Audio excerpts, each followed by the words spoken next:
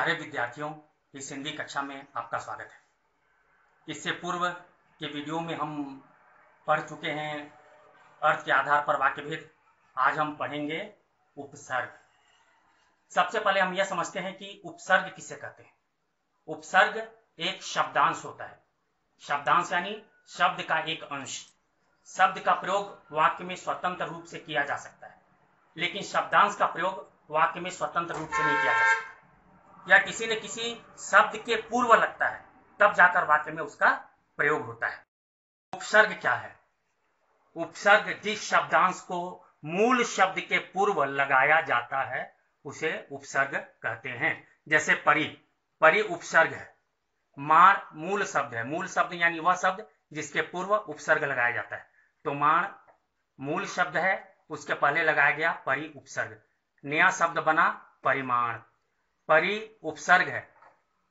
चय मूल शब्द है। चय मूल शब्द के पूर्व लगाया गया परी उपसर्ग, बना परिचय। परी उपसर्ग है, वार मूल शब्द है, परिवार। प्र उपसर्ग है, चार मूल शब्द है, प्रचार। प्र उपसर्ग है, सार मूल शब्द है, प्रसार। इस तरह परिमाण, परिचय, परिवार, प्रचार, प्रसार यह सब नए शब्द बने हैं। माण, चय, वार, चार, सार यह मूल शब्द है। परी, परी, परी, प्र यह उपसर्ग है। तो उपसर्ग यह एक शब्दांश है, शब्द का एक अंश है, और यह एक शब्द है। इनका स्वतंत्र रूप से वाक्य में प्रयोग किया जा सकता है, इनका प्रयोग नहीं किया जा सकता। यह किसी न किसी शब्द के पहले लगेंगे ही। तो जो शब्दांश मूल शब्द या किसी भी शब्द के पूर्व लगे, पूर्व यानी पहले, उसे उपसर्ग कहते हैं। इसी प्रकार प्रति उपसर्ग है, दिन मूल शब्द है, प्रतिदिन। अधि उपसर्ग है, कार मूल शब्द है, अधिकार। अति उपसर्ग है, काय मूल शब्द है, अतिकाय। इस तरह अनेकों शब्द बनेंगे। अब देखते हैं हम शब्दांश और शब्द में अंतर। शब्द स्वतंत्र होते हैं, जैसा मैंने आपको पूर्व में बतलाया। शब्द स्वतंत्र होता है, उसका वाक्य में प्रयोग होता है। स्वतंत्र रूप से शब्द का वाक्य में प्रयोग हो सकता है। जैसे सार, चार, दिन, कार, इन सब का स्वतंत्र रूप से वाक्य में प्रयोग हो सकता है। किंतु शब्दांश किसी शब्द का अंश होता है, इसीलिए शब्दांश, शब्द अंश, शब्द का अंश है शब्दांश। शब्दांश किसी शब्द का अंश होता है, उसका प्रयोग शब्द के साथ मिलकर ही वाक्य में हो सकता है। जैसे परी शब्दांश है, इसका प्रयोग माण से पहले लगाया गया तो परिमाण। अब परिमाण एक शब्द बन गया, इसका प्रयोग किया जा सकता है। माण भी एक मूल शब्द है, शब्द है, इसका भी प्रयोग किया जा सकता है, लेकिन परी का स्वतंत्र प्रयोग नहीं हो सकता। किंतु उपसर्ग का अपना अर्थ होता है, और यह मूल शब्द में लगकर विशेष अर्थ प्रदान करता है। उदाहरण अव उपसर्ग है। अव उपसर्ग है, गुण मूल शब्द है, दोनों को मिलाया गया हो गया अवगुण।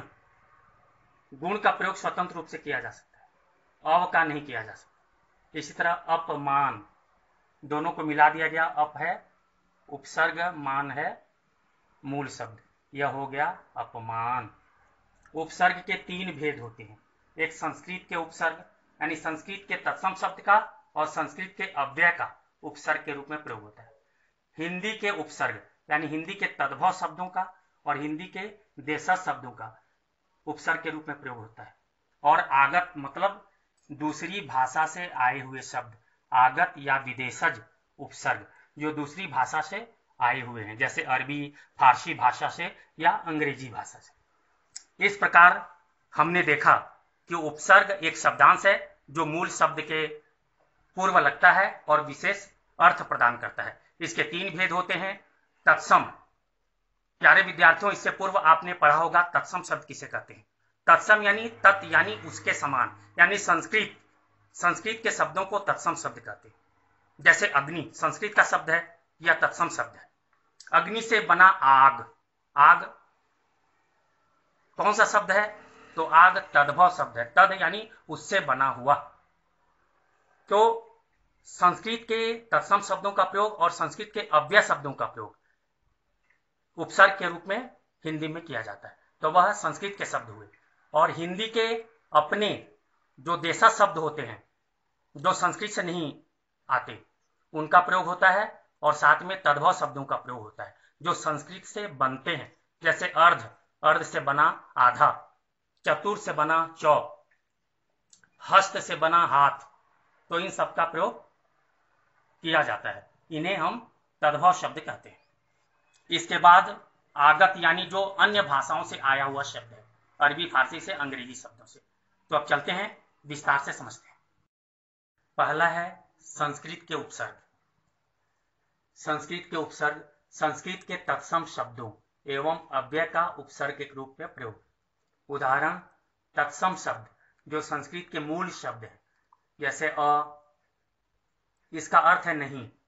उपसर्ग का अपना विशेष अर्थ होता है और वे मूल शब्द के साथ मिलकर विशेष अर्थ देने लग जाते हैं।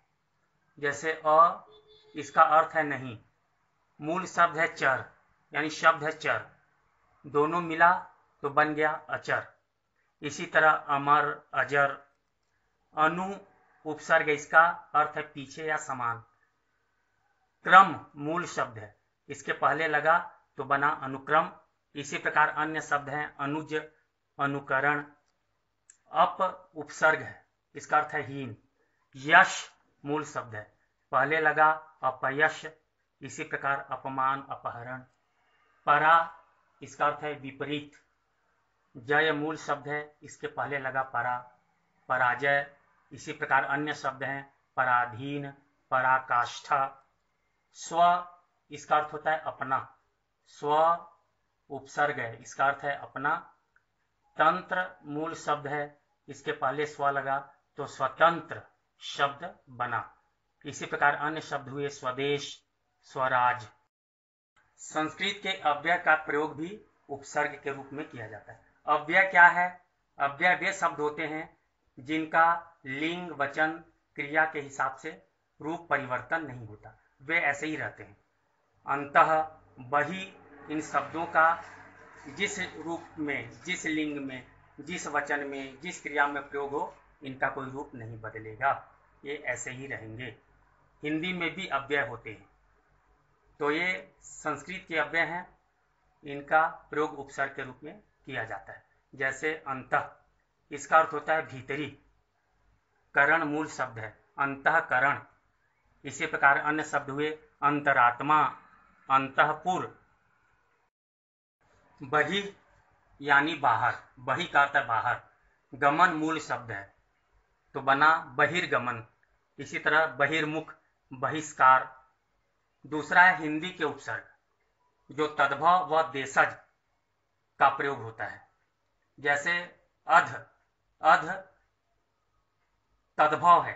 अर्ध संस्कृत का मूल शब्द है, तत्सम शब्द है अर्ध, उससे बना है अध, तो अध का अर्थ होता है आधा। यह तद्भव शब्द है, अध यानी आधा।